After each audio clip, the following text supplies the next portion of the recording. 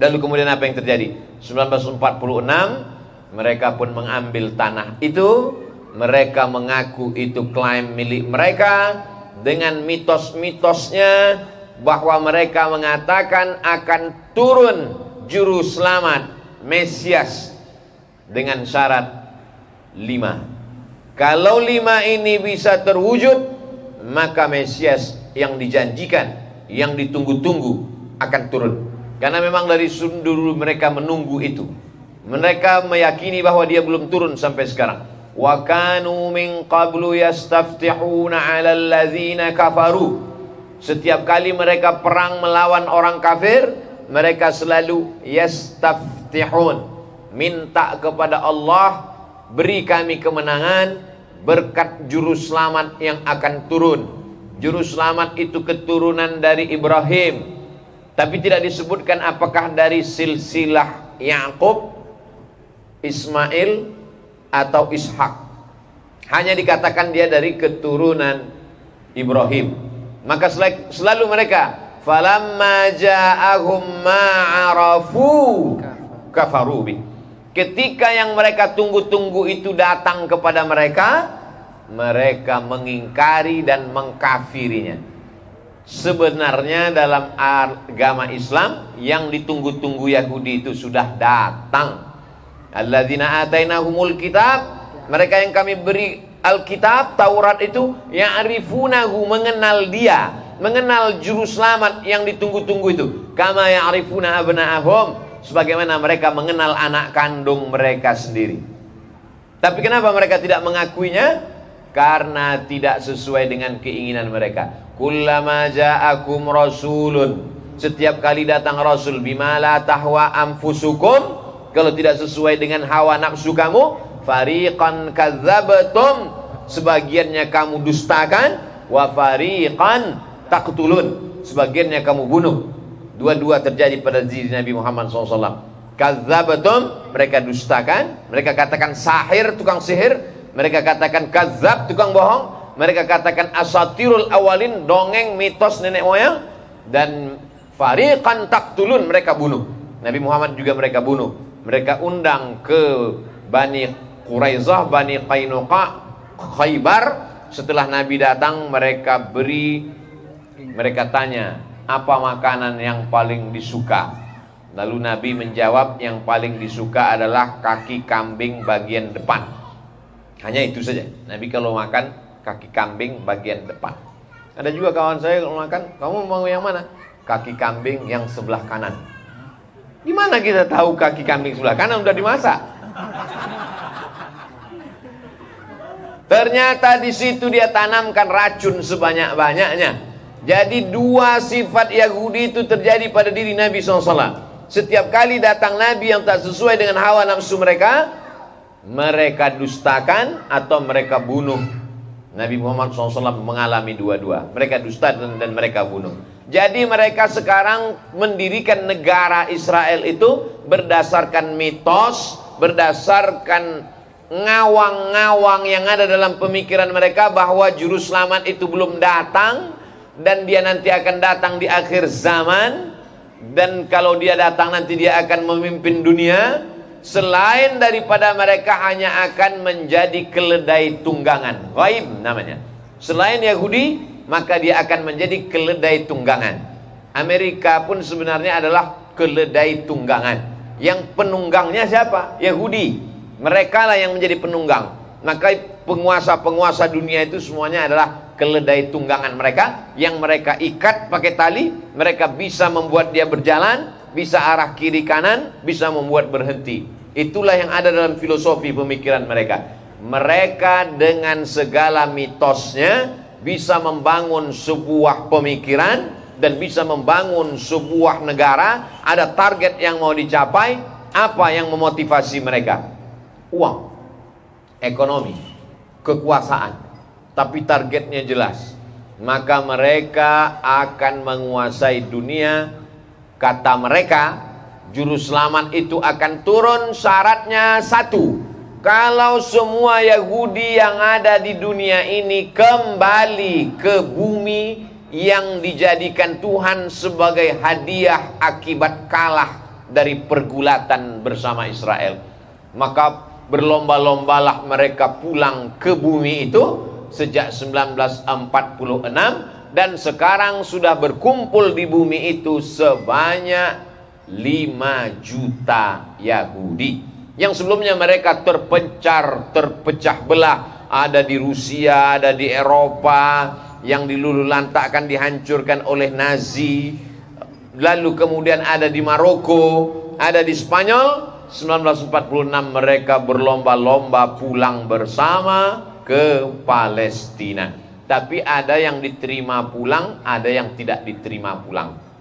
Di antara yang tidak diterima adalah kalau bapaknya atau ibunya mereka melihat keturunan nasab dari ibunya mesti Yahudi. Jadi kalau ada laki-laki Yahudi, istrinya tidak Yahudi, maka tidak diterima. Jadi dicek darah sama gen DNA ibu baru diterima. Ada satu komunitas Yahudi di Eritrea berbatasan dengan Ethiopia. Di sana juga ada satu komunitas Yahudi. Yahudi ini pun juga dulu ramai-ramai ikut pulang, nggak diterima. Kenapa? Karena kulitnya hitam. Masa Yahudi hitam? Rupanya Yahudi ini juga Yahudi mesti putih. Yahudi Afrika tidak diterima. Islam tidak memandang warna kulit. Yahudi adalah agama yang rasis. Yahudi adalah agama yang luar biasa, agama sekaligus suku. Islam tidak ada bawa suku. Ada di Jogja ini masjid Islam khusus Jawa, yang Sumatera nggak boleh sholat.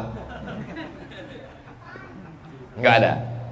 Karena Islam ja'alnakum syu'uban wa qabaila, bersuku-suku, berbangsa-bangsa. Inna akramakum, yang paling mulia di antara kamu, atqakum, yang paling takut kepada Allah Subhanahu wa taala. Kita dipertemukan dalam la ilaha illallah Muhammadur Rasulullah. Jadi kalau ditanya siapa yang paling rasis, Yahudi. Karena yang tidak bersuku Yahudi tidak bisa masuk dalam agama Yahudi. Makanya tidak ada Yahudisasi. Itu Ustadz, buktinya ada orang Indonesia yang ikut Yahudi. Itulah orang yang paling goblok di dunia. Kamu nggak bakalan diakui Yahudi pesek. Yahudi itu mancung, putih. Kamu hanya akan dijadikan alat. Kamu hanya korban dari sales-sales bohong. Diterima. Kamu mau jadi ikut anggota Yahudi? Ayo. Hikmah dari musibah Palestina beberapa hari ini, nampak jelaslah orang yang pro Yahudi, yang selama ini masih sembunyi-sembunyi, sekarang dengan jelas dan lantangnya berkata, apa masalah kita dengan Yahudi? Orang yang mengatakan kita tidak punya masalah dengan Israel, maka dialah yang sedang bermasalah di hadapan Allah Subhanahu wa ta'ala. Jadi yang pertama adalah mereka akan pulang beramai-ramai sejak 1946 sampai 2021, maka lebih dari 5 juta orang. Satu pemain back bertahan di dalam, yang lain menyebar ke seluruh dunia dengan kekuatan ekonomi politik global luar biasa, tapi cita-citanya satu, Great Israel. Yang kedua, setelah kamu berhasil kembali merebut tanah Palestina, apa yang mesti kamu lakukan? Menanam hijau. Hijau. Ini yang dikatakan Nabi SAW dalam Sahih Bukhari. Nanti akan terjadi perang antara Yahudi dengan Muslim, sampai batu berkata, ya abadallah, hadza Yahudi khalfi faktulhu. Ini di belakangku ada seorang Yahudi, bunuhlah dia. Semuanya. Tapi ada satu pohon yang tidak mau menunjukkan di mana orang Yahudi, tempat bersembunyi mereka. Syajaratul Gharqad. Saya tidak perlu bercerita pohon orkot itu batangnya begini, daunnya begini, tingginya begini, asalnya begini. Jadi gimana caranya Ustaz kalau kami mau melihat pohon itu? Tulis saja Syajaratul Gharqad. Shin, Jim, Ra, Ta marbutah, Alif, Lam, Ra, Ra, Qaf, Dal. Yang handphonenya belum masuk Islam, nanti saya mu'alafkan.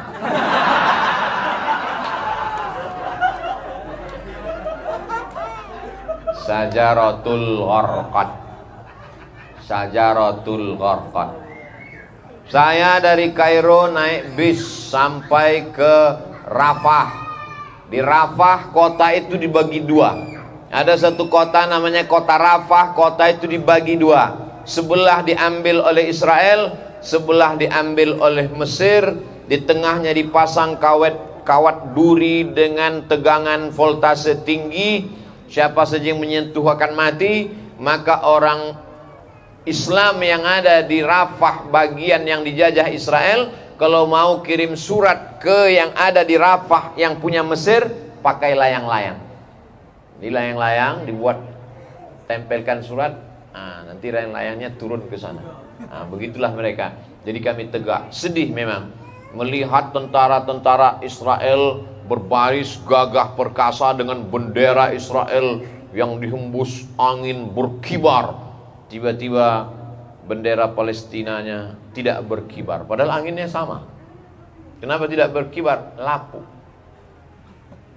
layu. Begitulah keadaan di Rafah. Nampaklah dari seberang tembok, seberang kawat duri yang voltase tinggi itu, pohon hijau. Lalu kemudian guru kami mengatakan, itu yang hijau seperti hutan kalian hijau lihat, itu bukan hutan, itu sengaja ditanam. Itulah dia pohon Gharqad. Jadi Nabi, udah hebatnya pengajian di Masjid Muslim United. Walakum fiha ma tashtahi anfusukum walakum fiha ma tad'un. Apa saja yang terlintas di pikiranmu langsung datang. Seperti di surga. Terlintas pohon Gharqad langsung muncul. Makanya hati-hati kalau anak muda punya pemikiran kotor masuk Masjid United, langsung kelihatan. Yauma tublas sarair, ditujukan Allah Subhanahu wa taala. Jadi ditanam mereka, karena dalam pemikiran mereka itu juru selamat mitos yang punya pikiran Yahudi itu, kata dia sedang nongkrong di langit, dia nunggu. Kalau udah hijau aku turun nih katanya. Udah hijau belum? Kalau dia lihat masih ada gurun pasir, belum. Tapi kalau nanti sudah hijau semua pohon Gharqad, barulah dia turun ke bawah. Dan sekarang sudah ditanam. Syarat yang pertama mesti kembali semua Yahudi. Sudah 5 juta kembali. Hijaukan supaya aku siap turun ke bawah. Sudah dihijaukan. Penghijauan luar biasa. Apalagi ada satu raja yang sangat mereka dendam, sangat mereka marah, karena sudah menghancurkan kerajaan mereka di masa lalu. Nama raja itu Nebukadnezar. Nama raja itu Nebukadnezar. Nama wilayah kerajaannya Babel. Bibabila Haruta wa Marut. Babel, bukan Bangka Belitung. Babel adalah Babilonia, Irak. Maka saking sakit hatinya mereka, setiap penguasa mereka mesti menghancurkan Babel untuk membalaskan sakit hati juru selamat mitos mereka. Seolah-olah juru selamatnya itu berkata, aku mau turun kalau Babel kalian hantam. Maka siapapun yang menjadi presiden Amerika, pasti gerakan pertamanya adalah menyerang Babel. Apa yang dilakukan George Bush? Menyerang Babel. Apa yang dilakukan George Bush Junior? Menyerang Babel. Irak, Baghdad mesti diserang, dihancurkan, karena itu sajalah yang membuat juru selamat mau turun ke bawah. Mitos versi Yahudi. Jadi jangan pernah heran kalau mereka menghantam Babel, karena mereka dendam kesumat. Saya punya buku kecil, sampulnya gambar Fir'aun. Ketika Fir'aun ditemukan di piramid, di dalam tabung kotak batu, lalu kemudian banyak sekali mumi-mumi itu. Saya tidak perlu jelaskan mumi, karena semua sudah nonton Mummy Return. Banyak sekali mumi. Lalu mumi yang mana yang menenggelam, yang tenggelam saat menyeberang mengejar Musa, itu mumi yang mana? Mumi kan banyak sekali. Maka jangan kasih anak kita manggil ibunya mumi. Ini banyak sekarang Mumi, Mumi. Panggil tuh Umi. Mumi yang mana? Yang tenggelam itu. Ternyata setelah diteliti oleh pakar-pakar, ada salah satu mumi yang paru-parunya berisi garam. Tidak mungkin paru-paru berisi garam. Mungkinkah paru-paru Abdul Somad berisi teh? Tidak mungkin. Karena paru-paru ini pasti tempat sirkulasi udara bernafas. Allah sudah jaga paru-paru ini. Kalau ada orang sambil minum, sambil ngobrol, tiba-tiba masuk satu tetes ke dalam paru-paru, dia pasti batuk.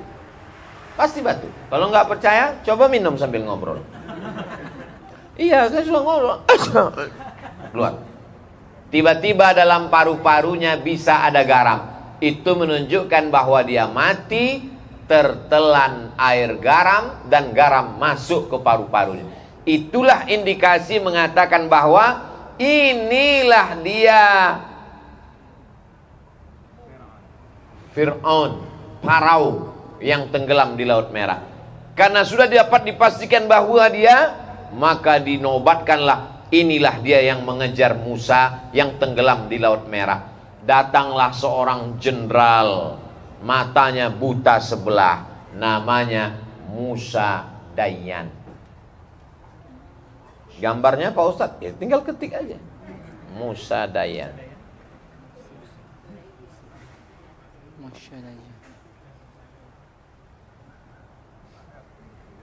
Matanya sebelah hilang. Kata Musa Dayan, dia utus seorang pakar. Udah.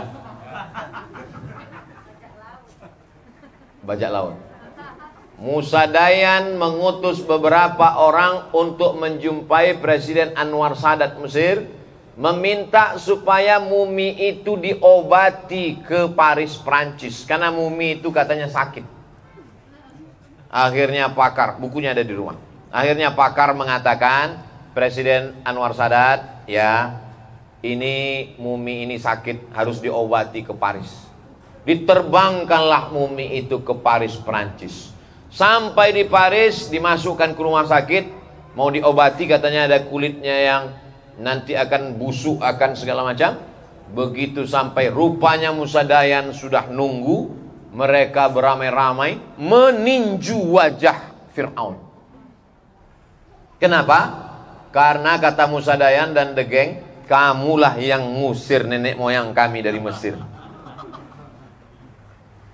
Jadi orang yang paling dendam kesumat di dunia ini adalah orang Israel. Jadi kalau ada orang Jogja dendam sekali, itu sebenarnya adalah orang Israel yang lahir di Bayangkan, 3000 tahun yang lalu itu orangnya sudah tenggelam. Dendamnya sampai pada masa Anwar Sadat. Mereka tinjulah wajah Fir'aun itu ramai-ramai di Paris, Prancis. Akhirnya berita itu sampai ke Anwar Sadat. Maka Anwar Sadat mengutus supaya mumi dibawa lagi pulang dan ditempatkan di Museum Tahrir Square. Tempatnya di tamping Sungai Nil, ada museum batunya warna batu bata merah. Mudah-mudahan nanti kita bisa studi banding kunjungan antar ikatan Fir'aun sedunia. Pak RT, Pak RW, Pak Kades, Pak Kadus yang sombong itu dikumpulkan semua, diajak ke sana dalam acara kunjungan solidaritas antar Fir'aun. Ustadz Somad sudah sampai ke sana? Sudah. Sampai ke sana, naik, jumpa security, nanya, Mas, Fir'aun ini? Fir'aun di atas. Ternyata walaupun dia sudah mati, dia tetap ditempatkan di atas. Ada ruang VIP khusus. Saya naik ke atas mau jumpa Fir'aun. Begitu saya mau masuk pintu, ada langsung. Begitu saya mau masuk pintu, bergetar jantung saya melihat. Ternyata beli tiket sekali lagi. Padahal sudah beli tiket di bawah. Ternyata mau masuk ke atas nih, beli lagi. Keluar duit lagi, kita mahasiswa nggak punya duit. Itu pun udah puasa Senin Kamis, nahan. Mau jumpa Fir'aun puasa Senin Kamis. Sampai ke dalam ketemu Fir'aun, nggak pakai baju, nggak pakai celana. Fir'aun cuman pakai anduk pendek aja. Makanya saya kalau sore-sore ngeliat ada tetangga keluar rumah pakai anduk, ingat Fir'aun. Kok Fir'aun kene ya? Cuman pakai anduk. Karena tiketnya mahal, maka saya lihat lama-lama. Karena kalau cuma sebentar kan rugi. Sayang. Dari ujung kakinya saya lihat. Ujung kaki Fir'aun tuh saya lihat kakinya semua, saya lihat tangan-tangannya, hidungnya, matanya. Cuman pas melihat mata saya takut. Saya takut pas saya lihat tiba-tiba dia. Saya baca ayat kursi berkali-kali. Allahu la qayyum la ta'khudhuhu sinatun wa la naum. Kaulah Fir'aun ya. Begitulah dendam kesumatnya orang Israel. Jadi jangan heran kalau melihat perlakuan mereka kepada anak kecil, kepada emak-emak, kepada perempuan hamil sekarang. Jangan heran. Sedangkan Musa Dayan yang jenderal begitu bodohnya dan dendamnya, apalagi. Jadi jangan heran. Jangan heran perlakuan mereka terhadap warga Palestina, karena memang mereka adalah bangsa yang paling busuk, bangsa yang paling jahat, bangsa yang paling zolim, bangsa paling aniaya. Kaum Ad hancur, kaum Tsamud musnah, kaum Madian tak tersisa lagi di atas muka bumi. Kenapa satu bangsa yang disebut dalam Al-Quran ini tetap abadi sampai hari kiamat?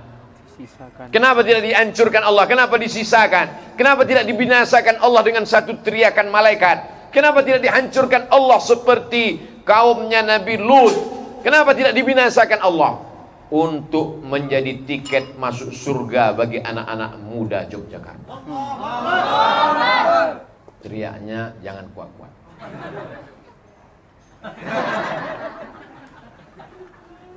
Yang keempat, bagaimana supaya turun itu juru selamat yang ditunggu-tunggu oleh mereka? Dia akan turun kalau dunia ini semuanya dikuasai.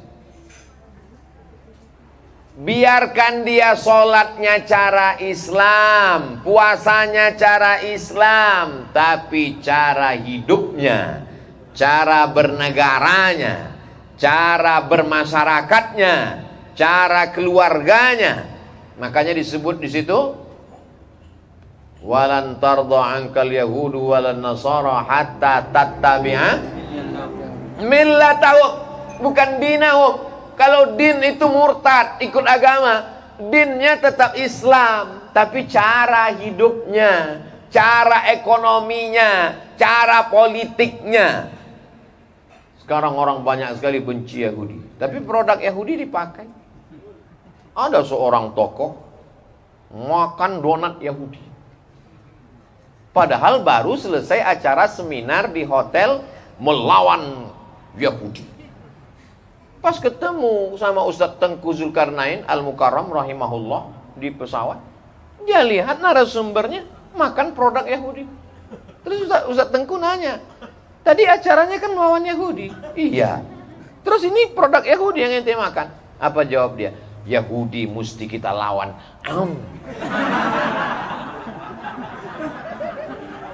Ustadz Tengku yang cerita sama saya. Allahumma firlahu warhamhu wa'afi afan. Ustadz Tengku cerita langsung ke saya. Kamu tadi bicara melawan Yahudi, sekarang kamu kan makan. Itu jawabannya. Yahudi memang mesti kita hancurkan. Lemah kita ekonomi. Makanya apa yang dilakukan kawan-kawan sahabat-sahabat, membuat produk air minum, sirup, makanan, beras, dipahamkan ulama, ulama menjelaskan apa yang dilakukan oleh Al-Mukarram Ustadz Dwi Condro PhD. Mudah-mudahan ini menjadi inspirasi umat untuk membangkitkan ekonomi. Amin. Tapi fitnah-fitnah ini luar biasa. Saya dikirimi berapa kali, Abdul Somad sudah ditangkap polisi investasi bodong 212. Saya baca berita tentang saya, malah rasanya, loh jangan-jangan aku udah ditangkap.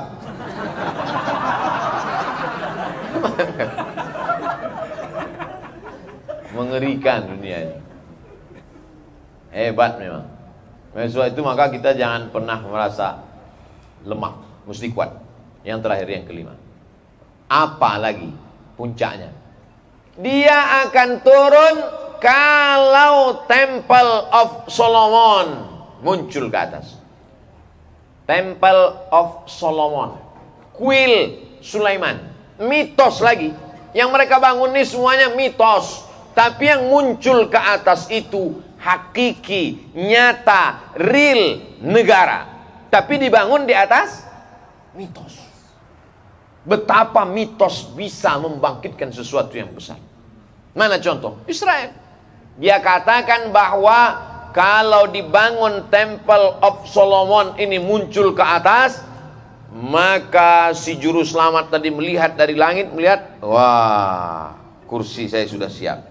Dia pun turun ke bawah. Di mana letak posisi Temple of Solomon itu? Di bawah Masjidil Aqsa. Maka keliling Masjidil Aqsa ini digali terowongan-terowongan untuk merobohkan.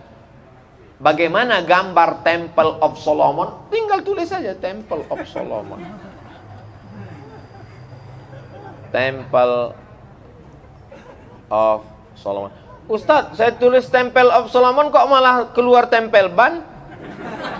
Kamu salah nulis temple. Itu dia kuil Solomon yang sudah replikanya sudah dibangun. Yang Temple of Solomon sudah ada.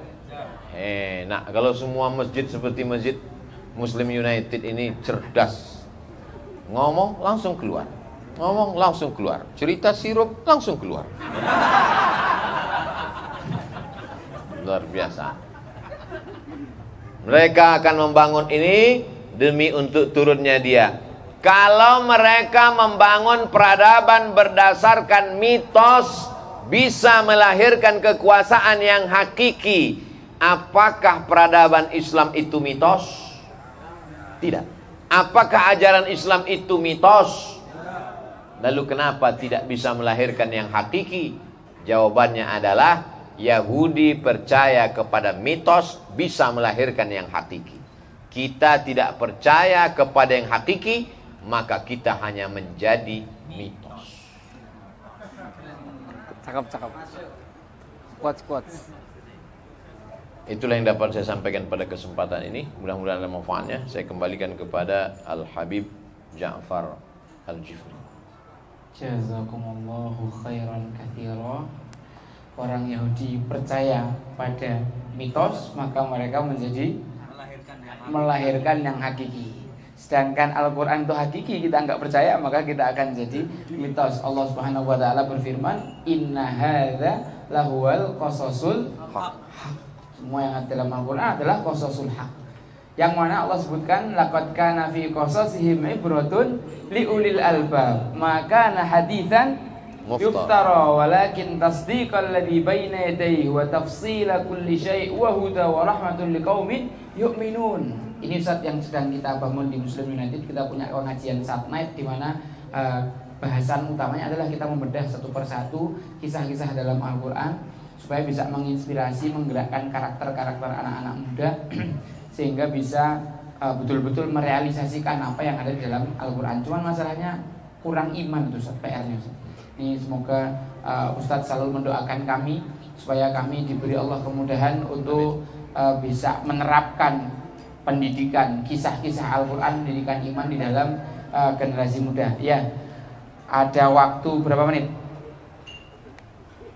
10 menit, 15 menit untuk 2 orang penanya pertama. 1, 2.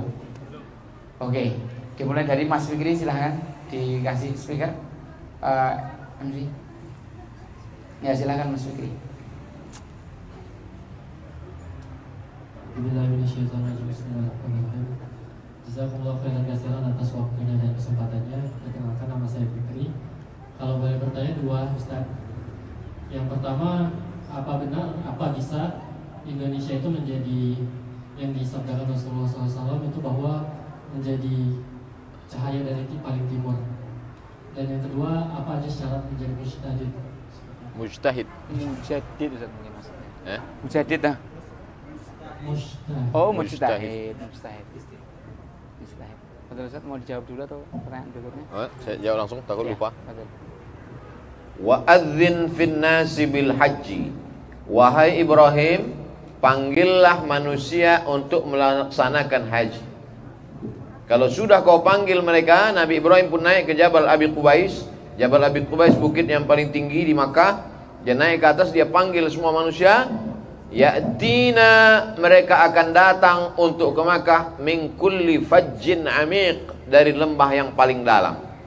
Coba lihat peta Makkah. Coba lihat di timur lembah yang paling dalam, yang paling banyak umatnya di dunia, umat Islam. Lembah paling timur, paling ujung Jepang. Islam minoritas. Korea minoritas. Yang paling banyak di ujung itu adalah Indonesia. Nusantara. Nusa Antara. Nusa dan Rara bisa juga. Nusantara. Maka Fajjin Amiq itu adalah kita.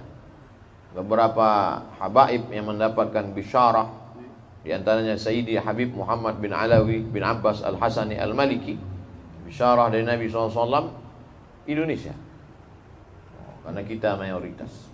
Jadi banyak itu sudah satu SDM yang luar biasa. Karena Nabi bangga dengan jumlah banyak kita. Dulu kita selalu menganggap takut banyak, nanti makannya apa, nanti gimana. Akhirnya sekarang kalau dibandingkan dengan India dan Cina, ternyata kita tidak ada apa-apanya. Ternyata jumlah kita amat sangat minim. Oleh sebab itu maka insya Allah kita ke depan mesti lebih banyak lagi insya Allah. Amin. Ada Ustaz Awan Ustaz. Ada Ustaz Awan di sini spesialis memperbanyak. Oh, insya Allah. Insya Allah. Masya Allah, tokoh Jogja ini Ustaz. Barakallah. Muda luar biasa. Masya Allah. Nanti buatkan pelatihan memperbanyak bersama. Jazakumullah Ustaz. Itu saran penting itu. Ana buat video endorse-nya. Ya, siap. Jadi insya Allah Indonesia menjadi cahaya dari timur, menjadi kebanggaan. Dan kalau diikut sejarah dari mulai Samudra Pasai, Aceh sampai Papua, saya ketemu sama Raja Patipi. Raja Ampat itu Muslim. Ada raja-raja. Ketemu, datang saya ke rumah Raja Patipi, di rumahnya ada Quran dari kulit kayu, sampulnya kulit rusa, dan di kulit itu dituliskan Al-Quran, disambut. Saya tanya, ini dari mana Raja? Ini dia simpan dari generasi, dari kakek buyut moyangnya, raja sampai dia sekarang. Ini adalah dari Pasai. Jadi kerajaan-kerajaan Islam. Kita aja sekarang naik pesawat 8 jam baru sampai ke Sorong. Dari Sorong naik kapal lagi ke Raja Ampat. Baru sampai lagi ke Kaimana. Tiba-tiba sampai di sana, ternyata nenek moyang orang Nusantara sudah membawa Islam dari Samudra Pasai ke Jawa, ke Sulawesi, ke Makassar, sampai ke Raja Ampat. Jadi kita dari sejarah masa lalu sampai hari ini, insya Allah Islam bangkit dari Indonesia. Amin.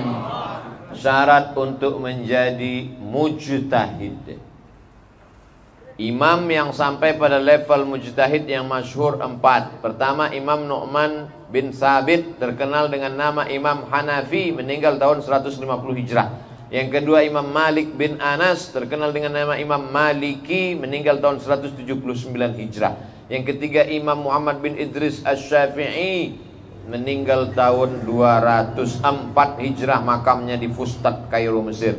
Yang keempat, Imam Ahmad bin Hambal, terkenal dengan Imam Hambali, meninggal tahun 241 Hijrah di Baghdad, Irak. Sebenarnya imam mujtahid bukan cuman 4. Ada Imam Laits bin Sa'ad, ada Imam Ibnu Abi Layla, ada Imam Sufyan Ats-Tsauri, ada Imam Al-Auza'i, ada Imam Sufyan Ibnu Uyainah, banyak sekali. Lalu kenapa yang populer itu 4? Karena cuman 4 itulah yang murid-muridnya produktif menulis buku guru-gurunya. Banyak orang berilmu di Indonesia. Tapi kenapa Abdul Somad yang kami tonton videonya? Karena Abdul Somad lah yang punya murid-murid yang videonya di-share oleh Muslim United. Yang lain ceramah nggak direkam, hilang. Kana Laits afqah min Malik, kata ulama. Imam Laits bin Sa'ad yang ada di Mesir lebih faqih daripada Imam Malik. Tapi orang tidak kenal, kenapa? Muridnya tidak menulis, tidak. Imam Syafi'i punya murid yang luar biasa. Imam Syafi'i nama muridnya Rabi' al-Muradi. Rabi' al-Muradi datang duduk menulis. Tulisnya semua ucapan Imam Syafi'i 300 lembar. Nama kitabnya Ar-Risalah, kitab usul fikih tertua. 300. Murid-murid Abdul Somad nggak ada nulis, rekam.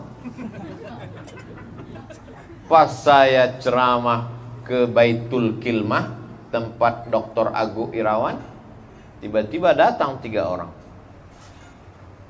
Masih siswa, belum mahasiswa. Minta tanda tangan. Apa ini?